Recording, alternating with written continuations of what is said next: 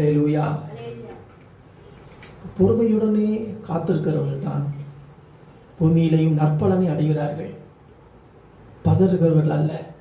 பூமி நற்பலனை அடையணும் அப்படின்னா என்ன சொல்லி பொறுமையோடு காத்திருக்கணும். விவசாயி பாருங்க, விதைச்சிட்டு மறுநாளே அறுவடை பார்க்க முடியுமா? முடியாது. அவன் காத்திருக்க, பொறுமையுடனே காத்திருக்க வேண்டும். பூமி நற்பலனை அடைய வேண்டுமானால் அவன் என்ன செய்யும்? பொறுமையுடனே காத்திருக்க வேண்டும். அத்தன் யாக்கோபு 5:7 அதை வாசிக்கிறோம். இப்படி இருக்க சகோதரரே, கர்த்தர் வருமளவும் எப்படி இருங்கள்? நீடிய பொறுமையாயிருங்கள். இதோ பயிரிடுகிறவன் பூமி நற்பலனை அடைய வேண்டும் என்று முன்மாறியும் பின்மாறியும் வரும் அளவும் நீடிய பொறுமையோடு எப்படி இருக்கிறான்? காத்திருக்கிறான். அல்லேலூயா. நீடிய பொறுமையோடு காத்திருக்கிறான்.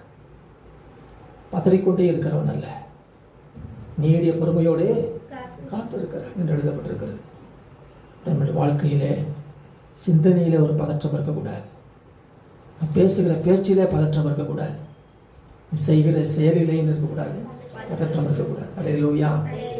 பதறாத காரியம் சிதறாது என்பார்கள். உலக பிரகாரமாக எனக்கு அன்பானவர்களே, அப்போ என்ன பேசினாலும் பதறி போய் பேசக்கூடாது. பதற்றமான சிந்தனை வேண்டாம், பதற்றமான செயல்பாடு வேண்டாம்.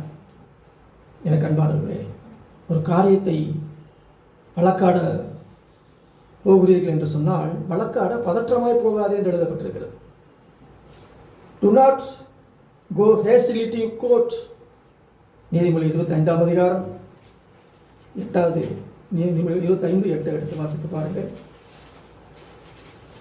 நீதிமொழிகள் 25ஆம் அதிகாரம் 8வது வசனம். வழக்காட பதற்றமாய் போகாதே.